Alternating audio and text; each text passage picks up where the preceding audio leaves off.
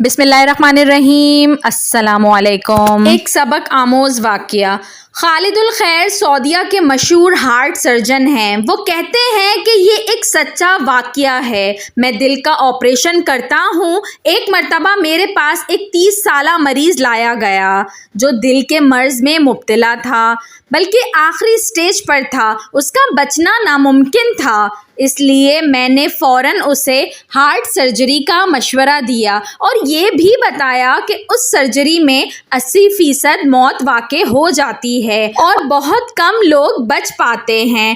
مریض مضبوط ایمان اور پختہ عقیدے کا حامل تھا۔ رب تعالیٰ پر توکل کر کے سرجری کے لیے تیار ہو گیا۔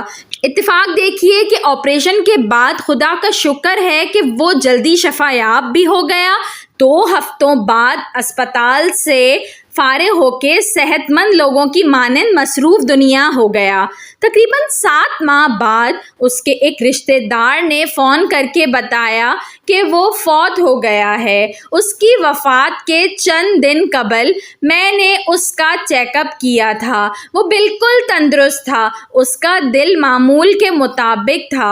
مجھے اس کے رشتہ دار نے بتایا کہ چائے پیتے پیتے اچانک لیٹ گیا اور اس کی روح پرواز کر گئی۔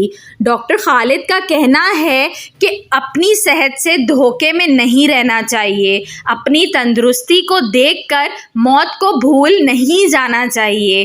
کبھی کبھی سخت بیمار بچ جاتے ہیں اور صحت مند آخری سفر کو روانہ ہو جاتے ہیں۔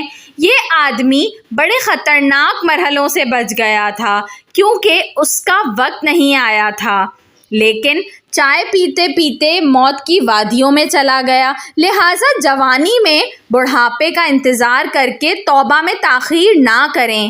آج ابھی اور اسی وقت سچی توبہ کر کے اللہ کے دوست بن جائیں۔ شاید ہمیں اگلا دن، اگلا ہفتہ اور اگلا سال دیکھنا نصیب نہ ہو۔ یاد رکھیے، بڑھاپے میں تو شیر بھی بلی بن جاتا ہے۔ ایک جوان کی توبہ رب تعالیٰ کو 1000 بوڑھوں کی توبہ کرنے سے زیادہ پسند ہے۔ حضور اکرم صلی اللہ علیہ وآلہ وسلم کا فرمان ہے، توبہ کرنے والا اللہ کا دوست بن جاتا ہے۔ اگر آپ بھی اللہ کے دوست بننا چاہتے ہیں تو توبہ میں دیر نہ کیجیے۔ ایسا نہ ہو کہ پھر توبہ کا موقع نہ ملے۔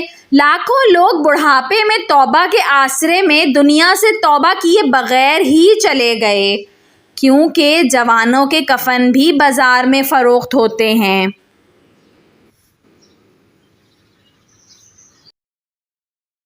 ویڈیو پسند آئی ہو تو اس کو ضرور لائک کریے گا، اور ایسی مزید اچھی ویڈیوز دیکھنے کے لیے میرے چینل اردو کہانی گھر کو سبسکرائب کر لیجئے۔ Thanks for watching. اللہ حافظ۔